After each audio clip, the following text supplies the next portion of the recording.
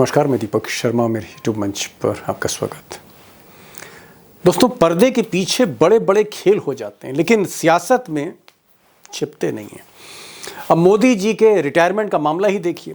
ये बात सही है, बिल्कुल सही है कि आरएसएस की एक ताकतवर लॉबी मोदी जी का रिटायरमेंट चाहती थी। 17 सितंबर, आने वाली 17 सितंबर को मोदी को कुर्सी से उतारना चाहती थी। ये बात सही है, लेकिन यह बात भी सही है कि मोदी जी की तरफ से दो बड़े नेता, बीजेपी के दो बड़े नेता, आगे नाम बताऊंगा आपको, दो बड़े नेता वो आरएसएस के साथ डील करते हैं 10 जुलाई से लेकर 24-25 जुलाई के बीच, यानी 2 महीने पहले।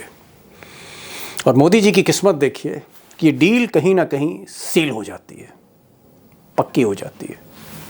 अब व्यक्तिगत तौर पर मैं कहूं, मोदी जी के लिए ये उनके करियर की एक बड़ी डील थी, क्योंकि जिस मोदी को बाकी बड़े नेताओं की तरह, चाहे वो जोशी हो, अडवाणी हो, या ऐसे 40-45 नेता हैं जिनको 75 बरस के नियम पर 2014 के बाद उतरना पड़ा, उससे मोदी कैसे बचते हैं। मैं परतें खोलूंगा, इस डील की परतें खोलूंगा, लेकिन मैं चाहूंगा, आपसे गुजारिश करूंगा कि पहले कुछ तारीखों पे, कुछ तारीखें मैं आपको बताने जा रहा हूं, डेट्स बताने जा रहा हूं। एक एक डेट और उसके इवेंट पर गौर करिएगा, प्लीज गौर करिएगा। पहली तारीख नोट करिए, 9 जुलाई 2025। ज़्यादा पहले दिन की बात नहीं, 2 महीने पहले की बात है। 9 जुलाई को नागपुर के एक फंक्शन में, जहां आरएसएस का हेडक्वार्टर है, मोहन भागवत, आरएसएस के चीफ, कैमरे पर एक बयान देते हैं और वो कहते हैं कि जब किसी नेता की उम्र 75 बरस पूरी हो जाए, यानी शॉल उड़ाने का वक्त आ जाए, तो उसे फिर जगह छोड़ देनी चाहिए। 75 वर्ष का आपने किया, लेकिन मैं इसका अर्थ जानता हूँ। 75 वर्ष की शाल जब उड़ी जाती है तब उसका अर्थ यह होता है कि अब आपकी आयु हो गई, अब जरा बाजू हमको करने दो। अब दोस्तों, मोहन भागवत के इस बयान से बीजेपी में हड़कंप मचता है, सरकार में हड़कंप मचता है, क्योंकि उनका इशारा साफ तौर पर मिस्टर मोदी की तरफ था, क्योंकि 17 सितंबर को ही वो 75 बरस के पूरे हुए थे। अब 75 बरस की बात क्यों की जा रही है, मोहन भागवत ने क्यों उसको अंडरलाइन किया? क्योंकि 2014 के बाद बीजेपी के कई सीनियर लीडर, बड़े से बड़े नेता, वो चाहे अडवाणी हो, मुरली मनोहर जोशी हो, यशवंत सिन्हा हो, अरुण शौरी हो, हिमाचल के पूर्व मुख्यमंत्री शांता कुमार हो, उत्तराखंड के पूर्व मुख्यमंत्री जनरल खंडूरी हो, सुमित्रा महाजन स्पीकर हो, एक लंबी फेहरिस्त है, कर्नाटक के मुख्यमंत्री येदियुरप्पा हो, लंबी लिस्ट है। 75 के हुए नहीं कि रिटायर किए नहीं गए। कुछ ऐसे नेता भी थे, यानी 75 के होने से पहले ही 4 दिन, 5 दिन, 6 दिन इस्तीफा ले लिया गया।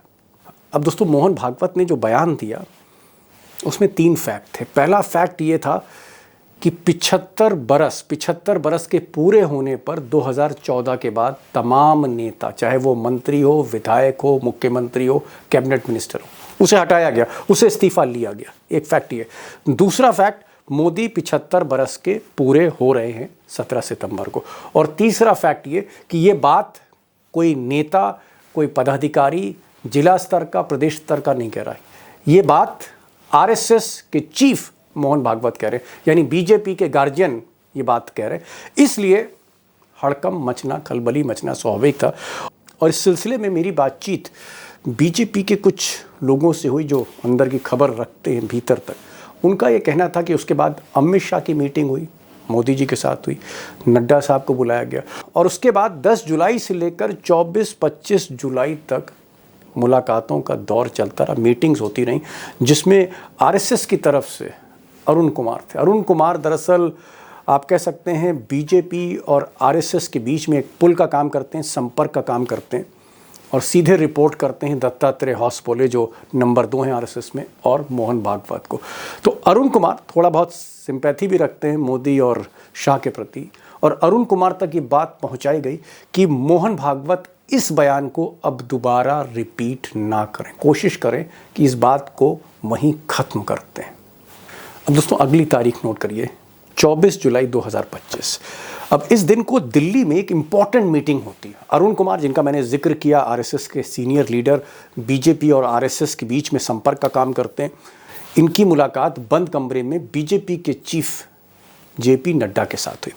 अब यूँ तो गोदी मीडिया ने कहा कि ये साहब जो मुलाकात है ये उपराष्ट्रपति जिन्होंने इस्तीफ़ा दिया जगदीप धनखड़ साहब उसको लेकर। अब सच्चाई है, जो जानकार बताते हैं कि धनखड़ पर तो बात हुई, असली बात ये हुई कि भाई थोड़ा सा डैमेज कंट्रोल करिए, 17 सितंबर करीब आ रही है और इस तरह की बातचीत नहीं होनी चाहिए। बल्कि क्या ऐसा हो सकता है कि मोहन भागवत कोई स्पष्टीकरण दे दें, क्योंकि अभी भी चर्चा हो रही थी, सोशल मीडिया पे चर्चा हो रही थी, बहस हो रही थी, इस पर आप कह सकते हैं डिबेट्स हो रहे थे 75 बरस पे।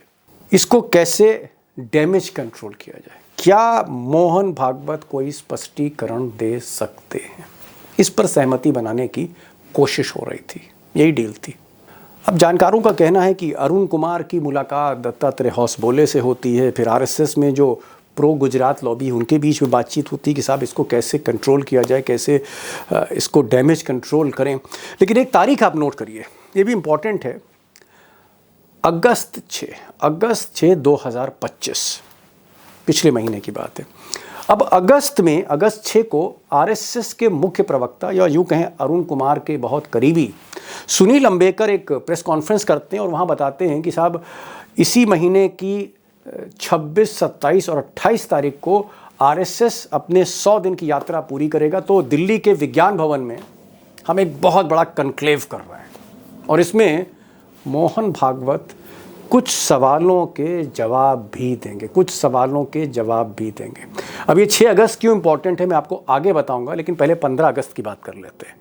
अब क्योंकि कहीं ना कहीं नड्डा का या अमित शाह का इनकी जो पैरवी थी उसका असर हो रहा था, अरुण कुमार जाके वहाँ कम्युनिकेट कर रहे थे, इसलिए एक बात तो तय थी कि अगस्त के महीने तक यानी 9 जुलाई जब मोहन भागवत ने पहली बार बयान दिया, उसके बाद से 15 अगस्त के बीच तक मोहन भागवत ने सवाल पूछने पर भी रिटायरमेंट पर कुछ नहीं कहा, पूरी तरह से वो खामोश रहे।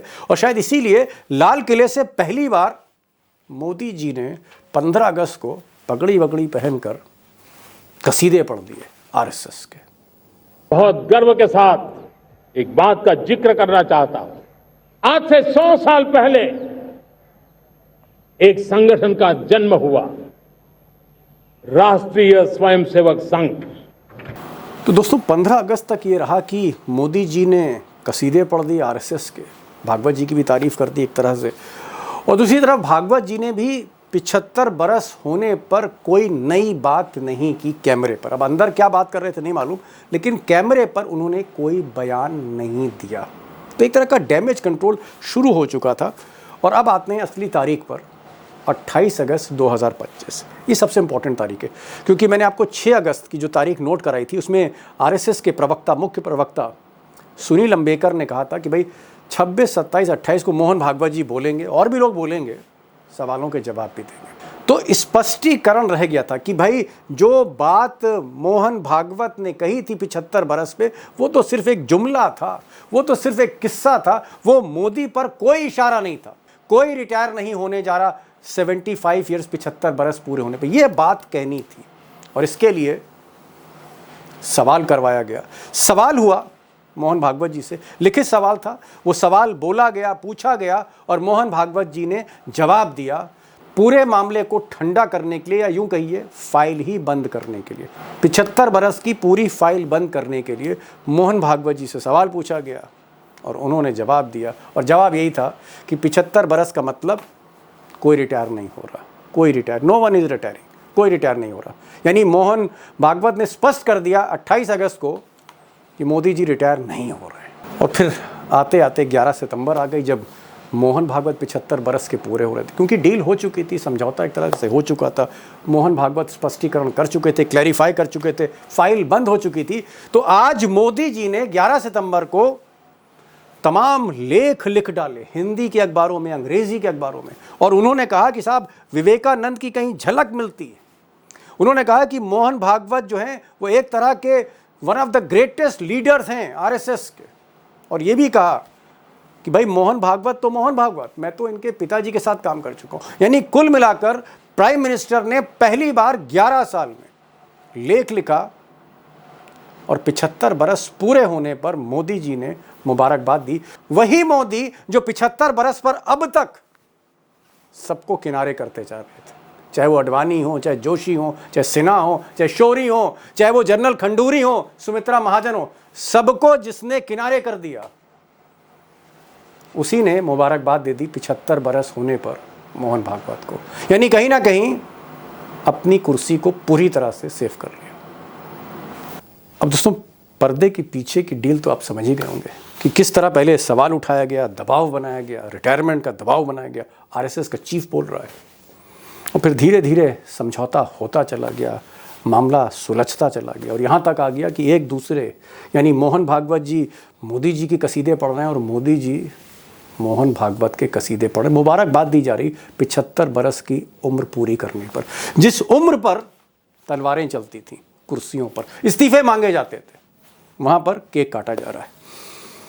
सवाल इस बात का है कि रिटायरमेंट से भले ही मोदी जी अपने को सेफ कर गए हैं, लेकिन क्या 2029 तक का सफर पूरी तरह से सेफ है? जब बीच में कुछ हो सकता है, 2029 तक का कार्यकाल मोदी पूरा करेंगे या फिर साल भर बाद, 2 साल बाद फिर इसी तरह का कुछ प्रेशर आएगा? और दूसरी बड़ी बात, दूसरा बड़ा सवाल कि मोहन भागवत किस दबाव में आ गए, क्यों पलटे मोहन भागवत, वो अंदर की कहानी क्या है, बड़ा सवाल है। एक तरफ मोहन भागवत हैं, एक तरफ मोदी हैं, दो हैवी वेट हैं बीजेपी के। मैंने आज कोशिश की कि इतने बड़े सवाल के भीतर जाने के लिए, उसमें उतरने के लिए, सवाल के जवाब तक पहुंचने के लिए एक ऐसी शख्सियत को बुलाऊं जो मोहन भागवत, नरेंद्र मोदी, इनको तकरीबन 35-40 बरसों से जान रहे हों, जो गुजरात में भी रहे हों, संपादक रहे हों, दिल्ली में भी संपादक रहे हों, और आज की तारीख में खुलकर बोल भी रहे हों। ज़रूर सुनिएगा इनको, श्रवण कुमार गर्ग को। संपादक ही नहीं, थिंकर हैं, सोचते हैं, गहराई तक जाते हैं, लोग इनको सुनते हैं क्योंकि इनके जवाबों में कहीं ना कहीं एक रैशनल है, लॉजिक है। आप इनको सुनिए, तस्वीर और साफ होगी। गर्ग साहब, कहां तो मोहन भागवत 75 बरस का अल्टीमेटम दे रहे थे और पूरे देश में चर्चा चल रही थी, बीजेपी में चर्चा चल रही थी कि भाई 11 तारीख को भागवत साहब रिटायर होंगे और फिर 17 तारीख को मोदी जी का रिटायरमेंट का टाइम आ रहा है। लेकिन हम देख रहे हैं कि एक दूसरे को मुबारकबाद दी जा रही है।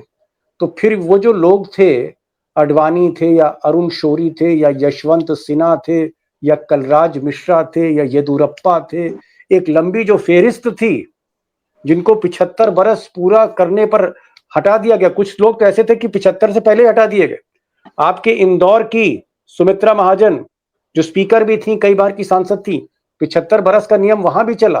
75 बरस का नियम जनरल खंडूरी पे भी चला जो मुख्यमंत्री रहे उत्तराखंड के। तो बाकी लोगों के लिए 75 बरस और खुद के लिए हैप्पी बर्थडे। मोदी जी ने 75 साल की उम्र में नियम बनाकर सब लोगों को मार्गदर्शक मंडल में डाल दिया। दूसरा ये कि संघ में कोई नियम नहीं है 75 साल का, आप आजीवन बने रह सकते हैं। मेरा ऐसा मानना है, मैं गलत भी हो सकता हूँ। अगर मोदी जी का इंक्लिनेशन जरा सा भी ये दिखता भागवत को कि वो 17 सितंबर को रिटायरमेंट ले रहे हैं, तो भागवत साहब घोषणा कर देते कि मैं विजयादशमी के दिन सरसंघ चालक के पद से निवृत्त हो जाऊं। भागवत साहब ने जब देखा कि ये आदमी तो हटना ही नहीं चाहता है, भागवत साहब ने कहा कि मैं भी नहीं हट रहा। ओके, एक मिनट गर्ग साहब, मैं रुकूंगा। बड़ी इंपॉर्टेंट आपने बात की। आपने कहा कि जो 75 बरस की बात कुछ हफ्ते पहले मोहन भागवत ने की थी, वो नरेंद्र मोदी को एक इंडिकेशन था, संदेश था कि भाई अब समय आपका पूरा हो गया है। 75 वर्ष की साल जब उड़ी जाती है तब उसका अर्थ यह होता है कि अब आपकी आयु हो गई, अब जरा बाजू हमको करने दो। लेकिन मोदी ने क्योंकि रिएक्ट नहीं किया, मोदी ने किसी तरह की कोई टिप्पणी नहीं की, इसलिए मोहन भागवत को लगा कि भाई कोई फायदा नहीं है, ये मानने वाले नहीं है, और इसलिए उन्होंने इरादा बदला। ये कहना चाह रहे हैं आप? जी, तो वो 2035 तक का प्लान बता दिया मोदी जी ने। तो ओके, भागवत साहब को ये लगा होगा कि अगर उन्होंने छोड़ दिया 75 साल की उम्र में 11 सितंबर को, तो मोदी जी को नियंत्रित करने वाला संघ में कोई आदमी बचेगा नहीं। भागवत साहब तब तक बने रहेंगे जब तक मोदी जी या तो बने हुए हैं या मोदी जी हट नहीं जाते, क्योंकि संघ का मोदी जी पर नियंत्रण बहुत जरूरी है और वो मोहन भागवत के अलावा कोई कर नहीं सकता उनको नियंत्रित। जी। एक भी आदमी नहीं। आप अगर संघ की हिरार्की को उठाकर देख लें, हाँ, तो दम नहीं किसी में, किसी में नहीं। दम का नहीं कह रहा मैं, दम शब्द का इस्तेमाल नहीं करता, पर मैं जो एक साहस चाहिए वो नहीं है। और मोदी जी के साथ कॉन्फ्रंटेशन जो करने का मादा है वो मोहन भागवत में रहा है। उन्होंने दिखाया है, मतलब जिस तरह से कुछ लोग अपने आप को भगवान मान लेते हैं, जी, अपने काम के लिए सारा श्रेय अपने को देते हैं, आदि आदि जो चीजें मोहन भागवत ने कही वो सबको पता है किसके लिए कही। हाँ, बार बार इन्होंने मोदी को ही टारगेट किया। एक चीज जो समझना चाहिए देश के नागरिकों को कि ऐसा क्या हो गया पहली बार कि लाल किले से संघ की इतनी तारीफ करना, संघ के 100 सालों की तारीफ करना। मोहन भागवत दिल्ली में 3 दिन रहे तो मिलना नहीं, पर आर्टिकल लिख के मोहन भागवत की तारीफ करना। पार्टी का अध्यक्ष चुनने के लिए मोहन भागवत का यह कहना दिल्ली की बैठक में कि अगर बीजेपी को, पार्टी को हम चलाते होते तो संघ का, पार्टी का अध्यक्ष तो मैं इतनी देर नहीं लगती, या क्या इतनी देर लगती। मोदी जी का जो डिफायंस है संघ को लेकर या भागवत को लेकर, भागवत का जो रुख है अभी दिल्ली में जो प्रकट हुआ, जो 3 दिन की बैठक हुई जिसमें इकोनॉमिक को लेकर जो मुरली मनोहर जोशी को उन्होंने डेलिबरेटली बुलाया और प्रेजेंटेशन करवाया मुरली मनोहर जोशी का इकोनॉमिक सिचुएशन पर, और मुरली मनोहर जोशी ने यह कहा कि देश में जो भयानक तरह की असमानता है, आर्थिक असमानता है, हमारी जीडीपी निहायत कमजोर है, पर कैपिटा जीडीपी जापान के मुकाबले और कमजोर है। आर्थिक तरक्की के जो दावे मोदी जी करते हैं उसको पूरा उलट दिया, और वहां भागवत ने ये कहा कि जोशी जी ने सब कह दिया, हम वही कहा जो हम संघ सोचता है। ओके। मोदी जी डरे हुए हैं, इसलिए ये जो आप जो आर्टिकल पढ़ें जी, उन्होंने भागवत के किसी जन्मदिन पर ऐसा आर्टिकल नहीं लिखा, संघ की कभी ऐसी तारीफ नहीं की। आप एकदम सही कह रहे हैं गर्ग साहब कि 11 साल में, भाई 11 बर्थडे आए होंगे, 11 साल में 11 बार 11 सितंबर आई होगी, लेकिन 10 बार 11 सितंबर के दिन मोदी जी ने कोई आर्टिकल नहीं लिखा। मोदी जी जब 75 बरस के पूरे हो रहे हैं तब मुबारकबाद दे रहे हैं, आर्टिकल लिख रहे हैं और पूरी तरह से स्तुति कर रहे हैं, अर्चना कर रहे हैं, प्रार्थना कर रहे हैं मोहन भागवत के आगे। मैं समझ गया कि कहीं ना कहीं अपनी खाल बचाने के लिए, अपनी कुर्सी बचाने के लिए आज वो कसीदे पढ़ रहे हैं। मैं एक दूसरी चीज पूछ रहा हूं, मैं आपसे पूछ रहा हूं गर्ग साहब कि जब मोदी प्रधानमंत्री बने उसके बाद हमने देखा कि जितने सीनियर लीडर थे बीजेपी में, वो चाहे यशवंत सिन्हा हो, वो चाहे अरुण शौरी हो, वो चाहे येदियुरप्पा हो, वो चाहे आपकी इंदौर की सुमित्रा महाजन हो, वो चाहे हिमाचल प्रदेश के पूर्व मुख्यमंत्री शांता कुमार हो, वो चाहे शत्रुघ्न सिन्हा हो, एक लंबी फेहरिस्त है, मुझे 10 मिनट लग जाएगा बताते बताते। मोदी जी ने और अमित शाह ने 75 बरस के बहुत से जो नेता थे, सीनियर लीडर थे, बड़े कामयाब भी थे, उसमें सबको एक एक करके अल्टीमेटम देके निकाल दिया, टिकट नहीं दिया, किसी से इस्तीफा ले लिया। एक आध तो ऐसे नेता हैं कि 75 बरस के हो रहे थे 3 दिन पहले इस्तीफा ले लिया। तो मोदी 75 बरस के नियम को एग्जीक्यूट करते रहे, और ये कोई मैं अपनी तरफ से नहीं कह रहा हूं, ये सारे प्रमाण हैं जो पब्लिक डोमेन में। लेकिन जब मोदी 75 बरस के पूरे हो रहे हैं तो वो पिंडदान करने जा रहे हैं, वो जो है वो संगठन जो है उनका 75 बरस को एक बहुत डायमंड जुबली की तरह मना रही। मोदी पर ये नियम क्यों नहीं लागू है मोदी का? नहीं, आप पाएंगे कि अब किसी पर लागू नहीं होगा। 17 सितंबर के बाद बीजेपी में मोदी जी ये नियम किसी पर लागू नहीं करेंगे। सर तो पहले क्यों लागू कर रहे थे?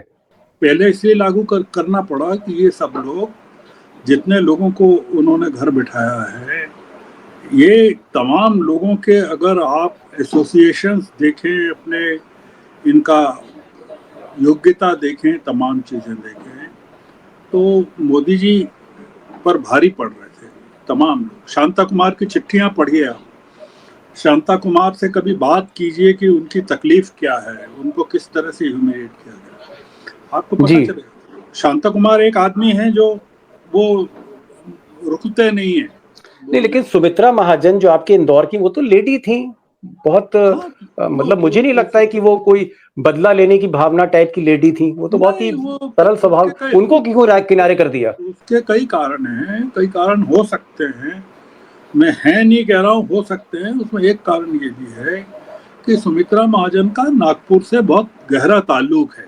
ओके। संघ से बड़ा गहरा ताल्लुक है उनका। महाराष्ट्रियन है, मराठा लॉबी है।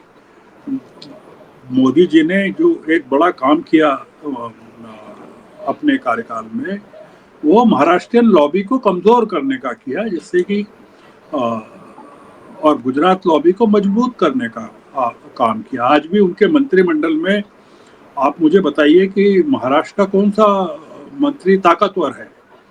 गडकरी है। गुजरात, हाँ, गडकरी मजबूत नितिन गडकरी। नहीं, मैं नहीं कह रहा, मैं कह रहा हूँ महाराष्ट्र के हैं वो कैबिनेट हाँ, मिनिस्टर। तो आप देखिए उनकी क्या स्थिति, और उनके मुकाबले आप मंडाविया की स्थिति देखिए, या गुजरात के लोगों की स्थिति देखिए कि वो कितने ताकतवर है, या अश्विनी वैष्णव की स्थिति देखिए। यकीन में देखिए कि उनका कॉन्फिडेंस लेवल मोदी जी का गडकरी में कितना है और गुजरात के लोगों में कितना है। आप उनके पीएमओ में कितने लोग हैं महाराष्ट्र के, जरा उठा के बताइए, और गुजरात के कितने, उनको बताइए। आपका सॉलिसिटर जनरल कहाँ का है ये, आप मुझे बताइए। गुजरात के हैं, तुषार मेहता। नहीं तो गर्ग साहब, क्या आप ये कहना चाह रहे हैं, माफ कीजिएगा मैं टोक रहा हूं, क्या आप ये कहना चाह रहे हैं कि मोदी जी, जो मैं आपकी बात कहूं कि भाई तजुर्बा आप में 50 साल का आप में भी तजुर्बा, बल्कि मैं मोदी जी से सीनियर हैं आप, जहां तक पत्रकारिता की बात है, राजनीति को परखने की बात है। मैं आपसे पूछ रहा हूं कि मैं आपकी बातों का मतलब सर क्या निकालूं? क्या मैं ये निकालूं कि मोदी जी को सेंस ऑफ इनसिक्योरिटी है, असुरक्षा की भावना है अपने से सीनियर, अपने से काबिल आदमी से? देखिए, मोदी जी ने गुजरात में भी यही किया। उन्होंने आप अगर केशु भाई को देखें, शंकर सिंह वगैरह को देखें, मोदी जी की हिस्ट्री ये है कि वो कॉम्पिटिटर्स को या कंपटीशन को या अपने से योग्य को या जिन लोगों का ज़्यादा प्रभाव हो सकता है, उन सबको दरकिनार कर दिया। तो इसलिए ये जो बेसिक है वो ये है। अपन तो मूल मुद्दे पर आते हैं कि भागवत साहब का अब एक जो बड़ा नुकसान किया इन्होंने, हो रहा है देश का, मोदी जी ने जो किया वो ये किया। इस नजरिए से आप देखिए कि जो महिमा मंडन भागवत साहब का कर रहे हैं, संघ का कर रहे हैं, वो क्या कर रहे हैं? एक एक्स्ट्रा कॉन्स्टिट्यूशनल अथॉरिटी को वो देश में स्थापित कर रहे हैं और देश को संदेश दे रहे हैं मोहन भागवत ये हैं। इसका मतलब ये कि मोदी जी अपने मंत्रियों को, अपने सांसदों को, अपने विधायकों को, अपने चीफ मिनिस्टर्स को बता रहे हैं कि मैं रिकॉग्नाइज कर रहा हूं नागपुर को, संघ को और भागवत को, आप भी उसी तरह से उनको माउथ से तुंग बनाकर पूजा कीजिए।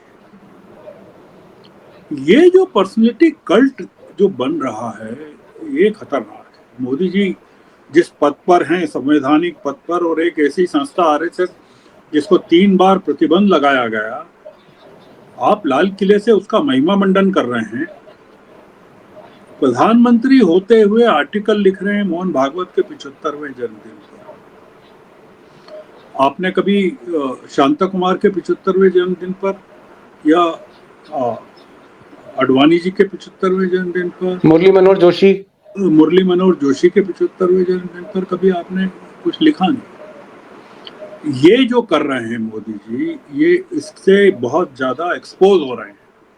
और एक्सपोजर ये है दो चीजें कि एक तो एक एक्स्ट्रा कॉन्स्टिट्यूशनल अथॉरिटी की स्थापना कर रहे हैं देश में, और दूसरा ये कि भागवत को खुश कर रहे हैं कि अगर भागवत खुश होते हैं कि नहीं मुझे नहीं पता, या भागवत समझते हैं कि नहीं इस चीज को कि ये क्यों कर रहे हैं, और या फिर मोदी जी या उनका जो सत्ता प्रतिष्ठान है वो डरा हुआ है कि अगर भागवत साहब ने पब्लिकली कुछ कह दिया मेरे बारे में, यह कह दिया कि हम इस सरकार के साथ नहीं हैं, ये इतना ही कह दिया, हमारा समर्थन नहीं है, या वो कह दें कि हम बिहार में काम नहीं करेंगे, भागवत साहब का आप कर लीजिए, आपको जो बंगाल में नहीं करेंगे, तमिलनाडु में नहीं करेंगे, केरल में नहीं करेंगे, तो क्या ये जो चल रहा है मोदी जी का जो संघ के प्रति जो प्रेम है, ये क्या टेम्पररी है या दिखावटी है या अपॉर्चुनिज्म का एक और जी वो है, अवसर है कि यार काम निकालना है, नहीं सत्ता में बने रहना है जी। ये जो पूरा का पूरा है जो मैं समझ पाया, वो कि भाई आप बात कर रहे हैं, मैंने तो आपके पिताजी के साथ काम किया है, मधुकर राव जी के साथ, और उनकी खूब तारीफ कर रहे हैं मधुकर राव भागवत की। एक चीज आखिर में जी जी आपने ठीक कहा कि मोहन भागवत की भी तारीफ कर रहे हैं और मोहन भागवत के पिताजी की भी तारीफ कर रहे हैं, यानी पूरी तरह से आप कह सकते हैं कि झुक गए हैं मोहन भागवत के आगे कि भाई किसी तरह से कुर्सी बचाएं। चलिए एक चीज तो तय है गर्ग साहब, एक चीज तय, अंतिम सवाल है, एक चीज बिल्कुल तय है कि मोदी भले ही मोहन भागवत ने टोका हो, भले ही विपक्ष कह रहा हो, यहां तक कि शिवसेना कह रही हो, उद्धव ठाकरे बोल रहे हो, सब लोग कह रहे हो, कॉलमिनिस्ट लिख रहे हैं 75 बरस की बात कि भाई 75 बरस का नियम जो मोदी ने बनाया था वो फॉलो करेंगे तो या नहीं करेंगे। अब वो संभावना पूरी तरह से खत्म हो गई कि Modi is going to stay, Modi 17 तारीख को इस्तीफा नहीं देंगे, ये चीज उन्होंने क्लियर कर दी आज मोदी। बिल्कुल। मैं एक चीज जानना चाह रहा हूं, जो मेरा सवाल है अंतिम, क्या मिस्टर मोदी अगर 17 को रिटायर नहीं होते, क्या 2027 में 2028 में वो रिटायर हो सकते हैं? अगर मान लीजिए बिहार बीजेपी के हाथ से निकल जाए, उत्तर प्रदेश निकल जाए, असम निकल जाए आने वाले 1.5-2 साल में, क्या अगर परिस्थितियां बहुत ज्यादा विषम हो जाती हैं तो क्या मोदी रिटायरमेंट ले सकते हैं, मोदी कुर्सी से उतर सकते हैं, या इनको उतारा जाएगा? देखिए आप इसको ऐसे चलिए ना कि मोदी जी को कैसे हटाया जा सकता है, आप ऐसे समझिए ना कि मोदी जी को मतलब खुद से नहीं हटेंगे। वो क्यों हटेंगे, मुझे बताइए क्या कारण है हटने का, क्यों हटना चाहिए? वो उनको अब एनडीए का पूरा कॉन्फिडेंस है, एनडीए के पास उनके अलावा कोई नेता नहीं है, बीजेपी के सांसद जो हैं उनके अलावा किसी के दम पर जीत नहीं सकते, और बहुमत है उनका इस तरह से कि चंद्रा बाबू और जेडीयू उनके साथ हैं, और आपने देखा कि उपराष्ट्रपति पद के चुनाव में अपोजिशन के भी वोट मोदी जी ने ले लिए, 15 वोट ले लिए जी। और मोदी जी ने सिद्ध कर दिया कि भाई मैं अपोजिशन के भी मैं खरीद सकता हूँ, इनवैलिड भी हो सकते हैं इतनी मॉक ड्रिलिंग के बाद, मॉक अभ्यास के बाद जी वो भी हो सकते हैं जी। और तमाम बातें चंद्रा बाबू ये कर देंगे और वाईएसआरपी ये कर देगा और बीआरएस ये कर देगा, कुछ नहीं हुआ। तो मोदी जी को अगर रहना है 2035 तक, वो सारे देश में भी हार जाएं, सारे विधानसभाएं, तो भी क्यों छोड़ना चाहिए, ये बताइए मुझे। नहीं, मैं तो इसलिए सर पूछ रहा था क्योंकि मोदी जी ने ही नियम बनाया था, जब बाकियों को आप रिटायर कर, गर्ग साहब अगर आप संपादक हैं, आप बाकियों को रिटायर कर रहे हैं अपने अखबार में, तो आप खुद रिटायर नहीं होंगे? आप ही नियम बना रहे हैं। मोदी जी ये मैंने सवाल किया। मोदी जी ने आज तक कोई नियम पालन किया ही नहीं, वो किसी भी नियम का पालन नहीं करते हैं। मोदी जी का कोई एक आप बता दीजिए कि उन्होंने पब्लिकली ये घोषणा की थी कि मैं ऐसा करूंगा और वो उन्होंने कर दिया, और उसको लेकर उन्होंने कोई पश्चाताप किया हो या दुख व्यक्त किया हो कि भाई मैंने डिमोनेटाइजेशन किया तो ये गलती हो गई, कोविड में इतने लोग मर गए, लाखों लोग मर गए तो मेरे कारण मर गए, नहीं मरे, या सरकार की अव्यवस्था, उनको दुख नहीं होता है। वो गुजरात के दंगों में इतने लोग मारे गए, उनको कोई दुख नहीं होता। मोदी जी जो हैं वो उनकी लीग अलग है, वो हमारे प्रजातांत्रिक नेताओं की तरह लीग में नहीं है, वो चीन के और रूस के नेताओं की लीग के आदमी हैं। इसीलिए वो चीन जाते हैं और उनकी जो मैत्री है उन लोगों के साथ है।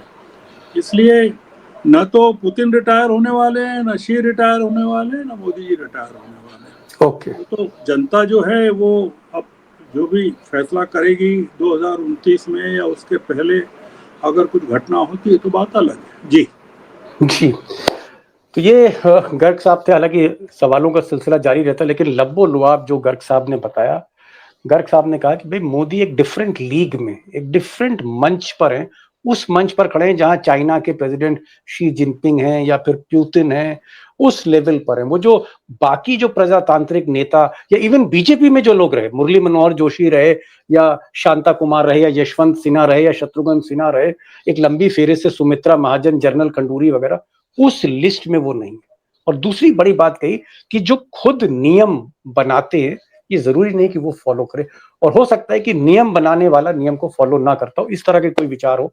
एक और बड़ी बात इन्होंने कही कि जनता जो है वो 2029 में जो मैंडेट दे, जनता हटा सकती है, जनता निर्णय ले सकती है, लेकिन मोदी अगर बाकी विधानसभा हार जाए, अगर बिहार भी हारते हैं और अगर वो उत्तर प्रदेश भी हार जाते हैं, तो वो इस्तीफा क्यों दें? अगर उनके पास 240 सांसद हैं और किसी ना किसी तरीके से उनको नायडू का समर्थन मिल रहा है या नीतीश बाबू की पार्टी का मिल रहा है, तो क्यों गद्दी छोड़ें, ये वो कह रहे हैं। यानी 2029 तक का सफर वो पूरा करेंगे। अब बीच में ऐसा कुछ हो जाए तो एक अलग बात है। गर्ग साहब आए, बहुत खुलकर आपने बात की और आपने एक चीज ये कही कि भाई क्योंकि मोदी रिटायर हो नहीं रहे थे तो मोहन भागवत क्यों हो जाए, वो अपना विकेट क्यों थ्रो कर दें और एक पूरा मौका दे दें मिस्टर मोदी को डिक्टेटर बनने के लिए। बहुत बहुत शुक्रिया, थैंक यू सो मच जी। मैं एक बात कहना चाहता हूँ कि मोदी जी पर नियंत्रण के लिए मोहन भागवत बने रहेंगे, ये मैं कह रहा हूँ। जी, मोदी पर नियंत्रण के लिए मोहन भागवत बने रहेंगे, इसलिए उन्होंने अपना विकेट थ्रो नहीं किया। लेकिन मोदी जी 17 सितंबर को रिटायर नहीं होने वाले, जिस तरह की चर्चा मोहन भागवत आरएसएस चीफ ने शुरू की थी, विपक्ष ने उसको हवा दी और कई कॉलमनिस्ट ने, कई मीडिया में, सोशल मीडिया पे वायरल होता रहा।